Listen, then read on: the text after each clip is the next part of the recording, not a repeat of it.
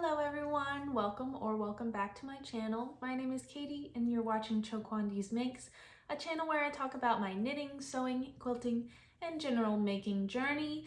Today I have for you a knitting podcast.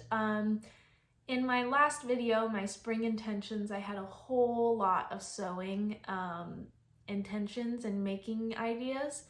I think I'm gonna save that for a separate kind of podcast or studio chat.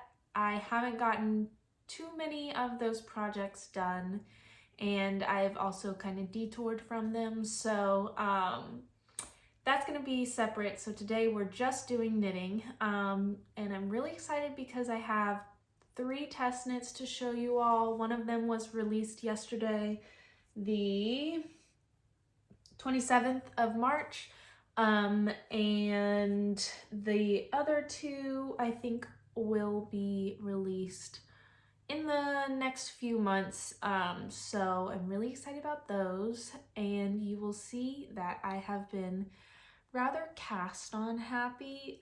Some of those test knits I was contacted that I was selected and then waited a little while for the patterns to be sent out, so I was like, oh, let me just cast this on while I wait for my test knit to arrive, or I didn't have yarn for one of them, and I was waiting for that to come in, and I had just finished all my other ones, so I was like, oh, I'm just in limbo, so let me cast on some more projects. So I have a lot of whips for you all, and 2 finished objects, 1 acquisition, so I think it might be a short one, we'll see. But let's get started.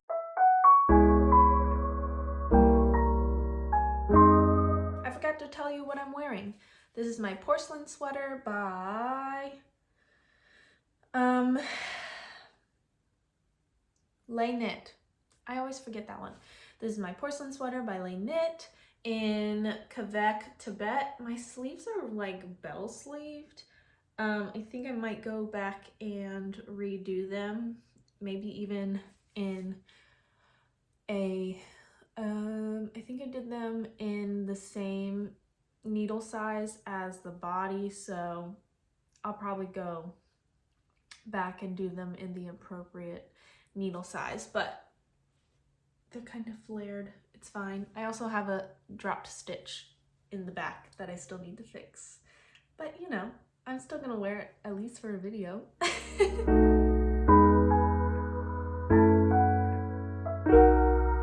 My first finished object is my Lost Halter tank by Friday Knits. This one is a test knit. All my finished objects are test knits that will be out soon. I am thankful that I'm allowed to talk about them. They're not secrets. So this is my halter. It has all my ends are woven in, I just haven't cut them. I'm a broken record. Anyways, the strap is double knit. This was the first time I did double knitting, which was actually pretty fun, and I liked it more than knitting an I-cord actually, so maybe that's because I was doing a brioche project as well, but who knows. Not double folded, double knit strap, and then a 2x1 rib body. It was really quick to knit. Let's see. Ribbing actually hurts my hands a little bit, so these last few test knits have been a little bit more challenging for me. So I started it, I'm gonna say around February 22nd. I can't really remember what day I started it, but I did finish it March 14th. So I am very excited to start wearing this and layering with it. I did make it in Hobby Yarn or Hobie Yarn Unicorn Solid in green tea. I had a lot of this left over from my Farnham sweater, And the pattern calls for like a wool yarn, and I was going to try it with a cotton merino, and I still might, depending on how much time I have, and I can give feedback on a different yarn content. But this is 100% superwash, not 100% superwash merino. This is a sock yarn, basically. It's 75 superwash merino, 25 polyamide. So pretty much a classic sock yarn. So I don't think I could wear this in the hot Virginia summer, but I could definitely see myself layering with this for spring and fall time. It's really cute. I love how like squishy the rib is, and I have some pictures, and I think I might have a video, some b-roll, so I'll put that up as well. The pattern was really well written. I enjoyed the increasing for the cups, I guess, or just like the top part. And it was very clean, very nicely laid out. There was room for like customization depending on how you wanted to bind off, cast on different stitches, that kind of thing. Picking up for the straps.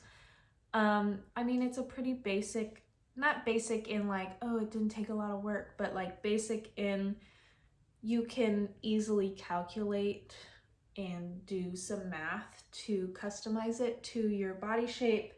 And so I think this is a really great pattern. I'm gonna say I'm definitely going to knit this again because I love halter tops. I have a large back tattoo, and so halter tops kind of give me a chance to show off the art that I have on my back. So I'm definitely going to be making this again, probably in a cotton merino blend that I have, or I'll be on the hunt for a cotton merino blend. There was a lot of really pretty variegated yarns and speckled yarns in the test knit, so those were really inspirational for me for future projects for this.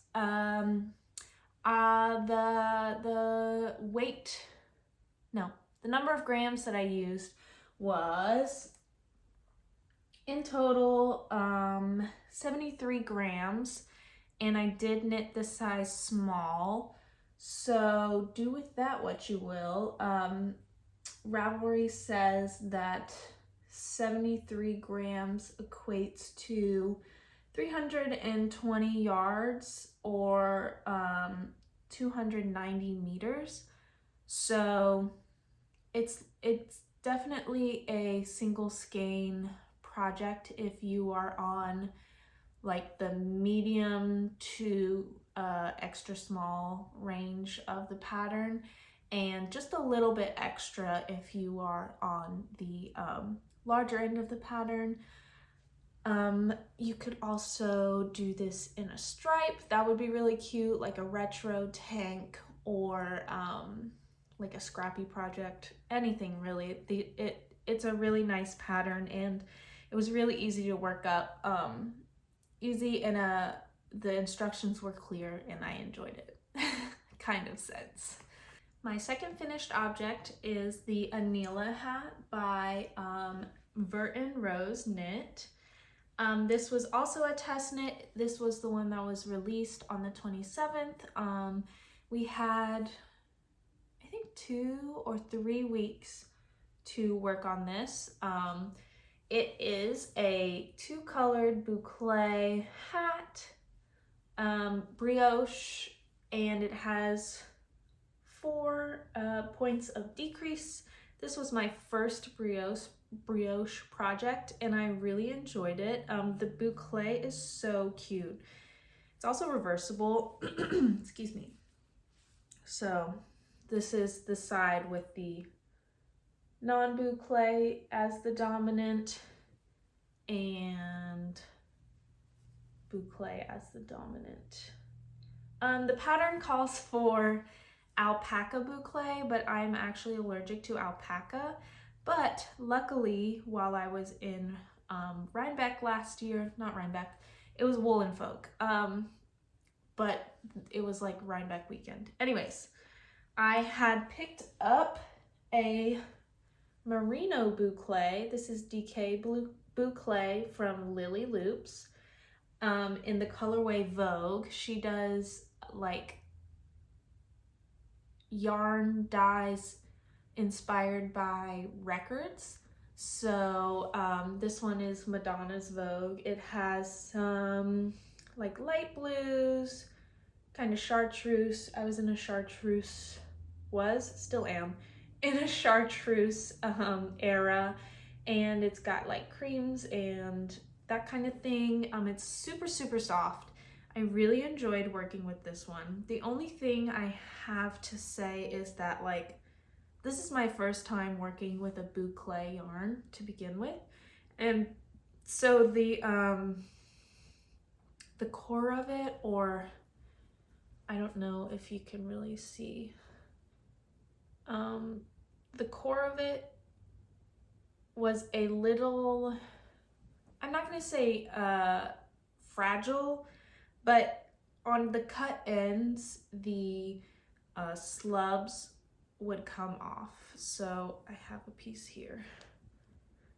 Do you see the separation? That's the core and that's the slubs of the boucle. I don't know if you can see that. Anyways, that's the only thing I have to say about the yarn. I really enjoyed working with it regardless. I really wanted to save this yarn for a slip over, but I didn't want to purchase any yarn for the test knit. I was just kind of scrounging around in my stash, but I think she still has this colorway, so I could easily buy another skein if I wanted to. I have a lot left of this. I think I have like 70 or 80 grams left. So depending on how I play my cards, I still could get a slip over out of this. And my contrast yarn was also a scrap that I have actually from my sweater right here. This is the Quebec, Tibet, and Petrol. I actually held it double because this says it's this says it's a DK weight, but it's definitely a fingering weight. So I held it double for the project. I only used 11 grams per different skein. So 22 grams in total of the DK, I guess, and then 20 grams of the boucle. I think in the test knit there was some chat about how the decreases were a little difficult, and I didn't find them to be difficult in the original pattern. She did send out like a edited one so that the boucle was the main stripe here where the blue is. This would be boucle, and this one would be the solid color, but I just made it based on the original pattern, and I still think it turned out pretty well in my eyes. I'm not going to put it on because my hair is probably going to make it look weird, but I do have pictures, so I'll pop those up. And what else was I going to say? Oh, the tubular cast on for the hat was quite difficult for me. I did it based on her tips in the pattern, and it's just not stretchy enough for me. I'm a tight knitter, And usually I crochet my cast on, I guess similar to a provisional cast on, but I don't take it out, I just leave it. That is my cast on. I do really enjoy the line of the contrast color to the boucle, to have like a sharp edge or a defined edge to it. So I think definitely work the cast on in your non-boucle yarn and do it based on, I don't know, how much stretch you like. It could just be that I'm inexperienced and a tight knitter, so the cast on, that's why it's non-stretchy. That's the only thing I have to say about the pattern. I loved it. It was very simple to follow, and it took me a week or 10 days because I was intimidated by the decreases. But they were really simple. The decreases took me like one evening to finish, and the body of the hat didn't take very long either. I mean, it took longer than a regular rib hat because it is brioche, but this was a really great first brioche project, I think, and it turned out so cute. And bonus points because it's extra fuzzy and boucle.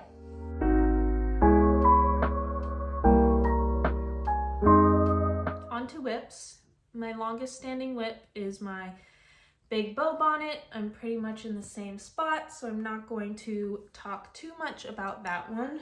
But the next work in progress that I have is the clay sweater by Ozetta. This one I'm knitting on 5.5mm needles in Lion Brand Basic Stitch Anti-Pilling Skein Tones. This is the color Cocoa.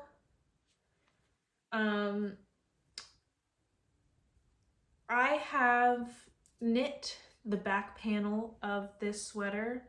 This is my third time because I can't read, and I don't know why it was so difficult for me to figure it out, but I pretty much knit the whole back panel, realized I had done it sort of wrong, and then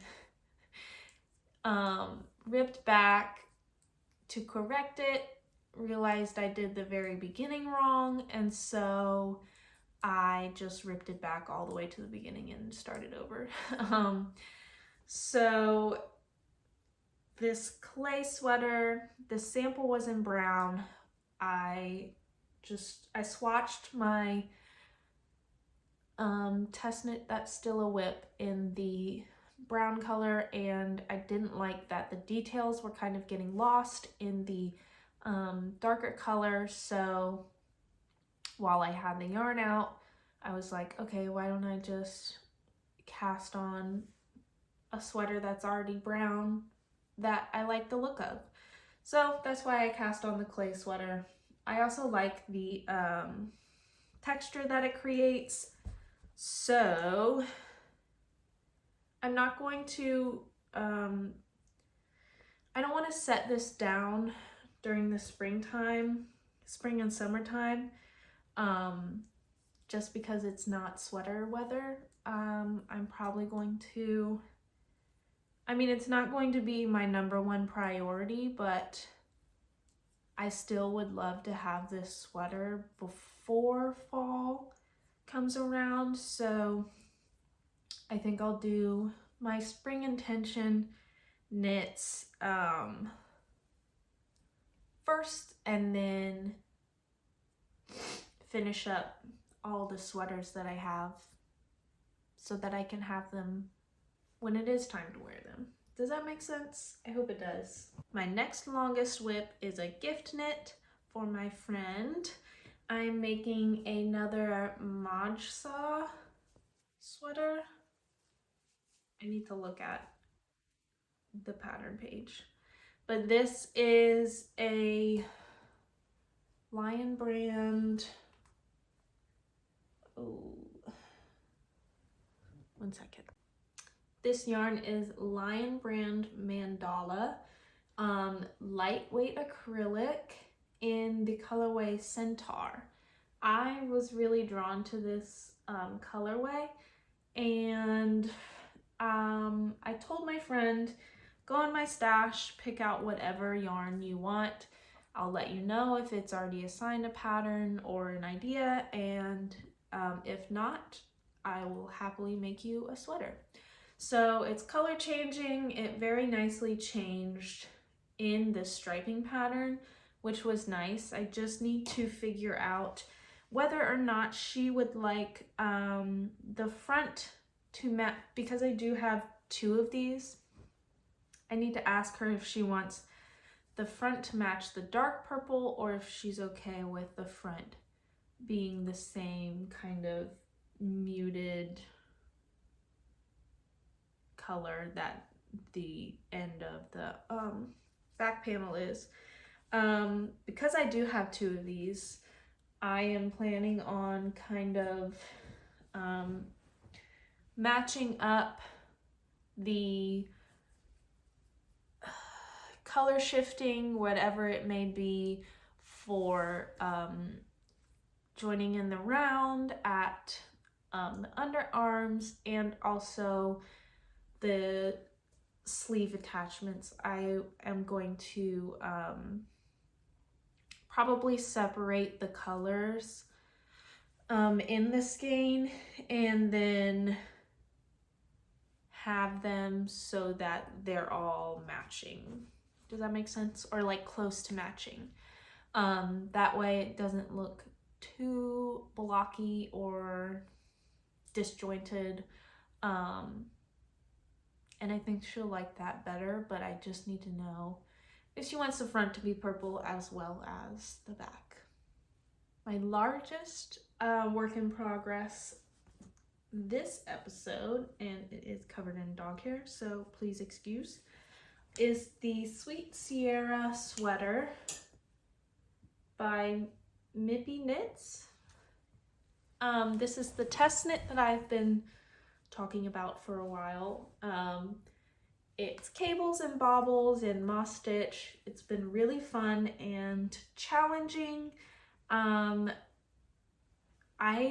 don't love twisted rib, and the collar and the hem are twisted rib. I've already done both of them in twisted rib, so I'm not going to change it up on these sleeves, but I am knitting this in Knit Picks Swish Worsted in the copper colorway. Here we go.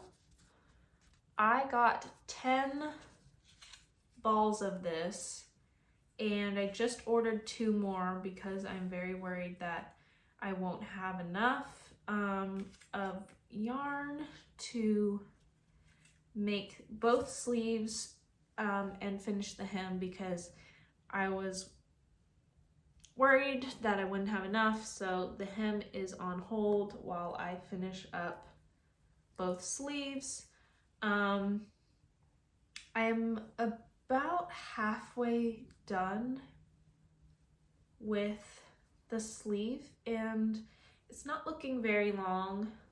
I might steam block this before I cast off or do the cuff. I do have quite long arms. I don't know what that is, but I have quite long arms, so I may do one extra or an extra half of a repeat of the cable design, but other than that, this test knit has been very fun. The charts are easy to follow. I am just a distracted knitter, and I like to go uninterrupted. So when I have to, does that mean I'm a distracted knitter? I get distracted easily, so with this project, I've had to only knit on it when I'm at home or when I know there's not going to be people around, because I have to keep track of where I am in the chart. The front and the back was more difficult because I was trying to keep up with the two charts because the back and the front both have the same motif. So that part definitely slowed me down a bit. I'm realizing just now that I messed up one of my front cables. Oh well. It looks a little funny, but not funny enough for me to go back and fix it. I have learned how to go back and fix the cables, but I'm not gonna go that far back because it's literally like at the very beginning of the sweater. So anyways, I've gotten lost in the charts, and it's not the chart or the pattern's fault. If I'm distracted, I will just like completely fall apart. So that is why my only gripe is with myself with this pattern. I have loved every bit of it. It's been a real joy to work on, and I had to swatch like 3 or 4 times for this because I was trying to use stash yarn and none of them were really working. I didn't have enough yarn in a wool content that would be able to make this sweater. So and the acrylics, I was worried that the cables weren't going to lay flat or be as defined, you know, because like right now, obviously they're pretty tight, but when I block it, I'll block it out a little bit stretched so that the different sections can be more visible. And I was worried with the acrylic that they weren't going to be, and it wasn't going to do the design justice. So I ordered the knit picks, I waited for it, and then I had a cast on party by myself. And when it got here, I was so excited that I just immediately cast it on, and I got this far, and I've ordered 2 more balls of yarn. The sleeve, I think, has taken maybe only 1.5, or 1 and a little bit of yarn so far. Let's see if I can find, yeah. 1 and a little bit, not 1.5. Balls of yarn. I don't know if I'm knitting really tight or what, but I'm like eating through the yarn. So not really sure if it's just because it is a smaller quantity than like a hand-dyed skein. These are 110 yards and 50 grams. I don't know, man. I'm just eating through it.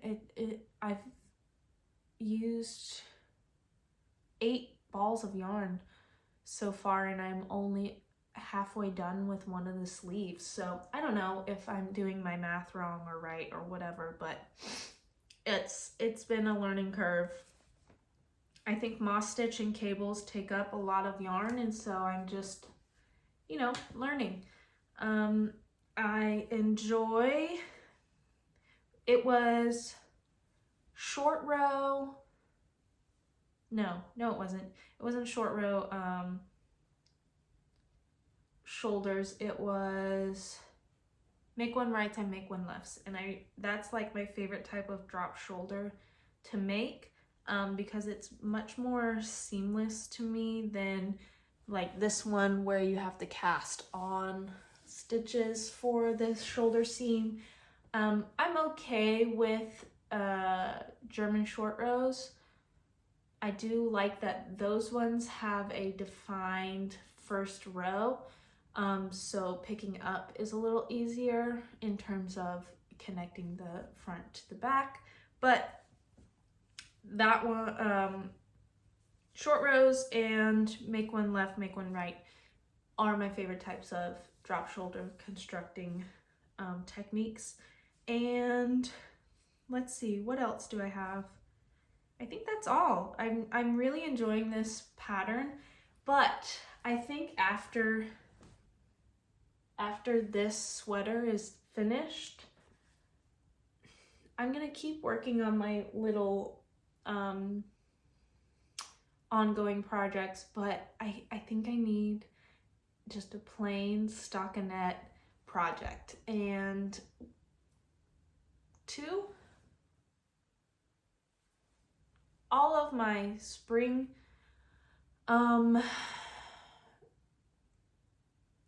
intentions are stockinette, but one of them is colorwork, so I'm not gonna do that one. So I may be casting on one of my spring knits next after this sweater. More casting on. A cast on party. Hooray. Anyways, this is my Sweet Sierra sweater. It has been a joy. It is so squishy and scrumptious. I hope I can wear it next to skin because it is quite thick and heavy, but you know, if I have to wear a little turtleneck under it, so be it. I'm gonna wear it. I love it. I'm so excited to have this finished product. It's been a labor of love for sure, but like in a good way. But I am ready to have it done. So the sleeve is taking a fraction of the amount of time that the body was, because there's only 2 charts instead of 3, and one of them is pretty intuitive. The other one is a little more involved, but anyways, I'm excited to get this done.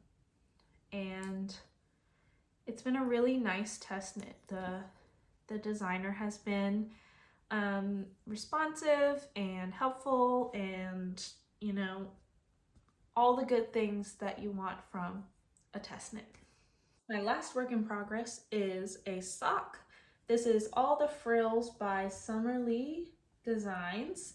I have her shorty sock pattern set, and I was just really craving a small project, so I cast this on. I took it to my friend's play while I was waiting for it to start. I did a lot of progress. This is pretty much my traveling project.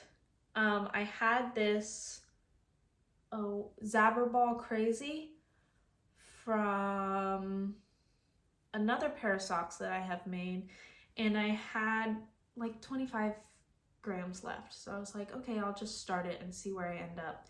And in the pattern there is, or the pattern set, there's like a formula for fading in between colors, so I did that. I don't hate it. I also don't love it, but it is what it is. It's just a sock, you know. I like to wear my knit socks in any shoes, in any, you know, capacity. So it doesn't really matter to me exactly how they look. The second yarn that I am using is the Patons sock yarn. I don't even know. I've had this in my stash for a while. It's just a cream color. I got it at Joann's probably, or I got it for free somewhere. I think I actually bought this one. I have like random yarn that I got for free, I think from college. Anyways, I have yarn and I wanted to be a little scrappy with this, so that is why I have the fade and the weird combination. Yeah, I'm rambling now. Socks. These are my traveling socks. And I take these with me when I'm not driving. And sorry, I'm finishing this row. And oh, I'm knitting them on, I sized up needles. I think she calls for 2¼ millimeter needles, and I believe these are 2½. Oh, found it. Yeah, these are 2½ millimeter needles on 40-inch or whatever. Does it say on here? No. 40-inch cables. These are ChoKwonDeez. I love ChoKwonDeez. That's pretty much the only thing that I work on, except for the straight needles that I have, which are wood, but I rarely use those. Anyways, sock.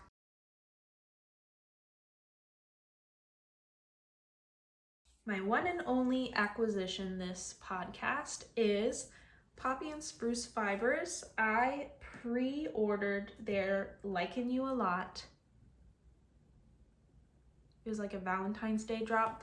It was based on like moss and lichen and algae and things like that. It was so cute and I loved it so much. And I think I've talked about this before, but anyways, I got the Spruce DK in Growing On Me. It's got cute pink and green and a little bit of browns. I have 5 skeins, so I'm hoping that will be enough. There's 245 yards per skein, and I'm planning on making the waffle sweater with this. Very similar to my olive sweater or my olive turtleneck. I really enjoy like a lace motif with a variegated yarn. This to me is low contrast because of the depth of color. So the saturation of the red and the green are very similar, and that to me is a low contrast rather than them being in the same color family or things like that. Like the green, or like this is high contrast, obviously, but for me, it's more of a saturation for colors more than a color family kind of vibe. Does that make any sense? I hope it does. Anyways, this is my yarn. Thank you to Poppy and Spruce for making such beautiful yarn. It is literally so pretty, and I'm so excited to work with it. I'm gonna try and not rustle up the plastic too much, but like this is 3 of them. You can see they're all different but very consistently like similar, so I'm not worried about pooling or anything like that. I think these will blend together nicely and be not undetectable, but it'll be a nice, like, look at that. Oh, it's so pretty. That they'll nicely mesh together, and I won't have to do helical or whatever kind of yarn management because I'm lazy. Anyways, that's my only acquisition. I'm really excited though because next week is the James River Yarn Crawl, which is like a local to me, obviously because I'm going to it. Local to me shops anywhere from Ashland to Virginia Beach are participating and collaborating with each other to make a little not festival obviously, but it's a yarn crawl. We're going to, my friend and I, We're going to drive to each of them. I don't know where we're gonna start. There's a Zoom meeting that I'm going to log into, and hopefully I get all the details so that we can go. And I definitely feel like the pressure to finish projects because I need to guilt-free purchase yarn this coming week, and the goal has been to get yarn out of my stash. And all of my like test knits, like this was already in my stash, this was already in my stash, this was already in my stash. So I guess I don't feel too guilty about buying new yarn, but I would love to feel less guilty, because I bought yarn for my Sweet Sierra test knit and the Poppy and Spruce, which has only been those are the only two purchases that I've made this year as far as yarn goes. So that's pretty good, but I don't know. It's a low buy year, not a no buy year, so I don't have to feel too guilty. I definitely have not shopped all the sales that have been happening at Joann's, or my local yarn store had a few trunk shows, and I was like, if I go, I'm gonna buy yarn, so I'm just not gonna go. That has been my solution. But this next week and the Maryland Sheep and Wool Festival in May, I have that longer goal to kind of motivate myself to knit my stash up. So you know what? I'm going to finish my Sweet Sierra, cast on my step by step, because this is going to be a really easy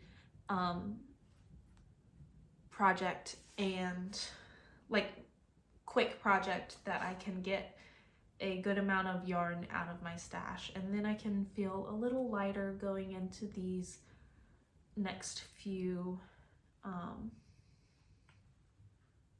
festivals and crawls and things like that. So that's my plan. I'm rambling. Thank you all for joining me today. I hope you enjoyed it. Next week, hopefully next week, I will be able to upload and show you all maybe my sewing things, or my pattern matchups for yarns that I'm looking for in these next few months, matched with patterns that I want to create these next few months. That could be a fun short video. I don't know. I am sewing up a storm, so hopefully that is something that I can share with you all as well very soon. And don't forget to like, subscribe, comment. I always forget to say that, and my mom is like, you have to end it with, you know, XYZ. And I'm like, oh yeah, I always forget about that. But anyways, I hope you're having a good day, a good week, a good month, and a good year. And I hope your crafts are crafting. Bye.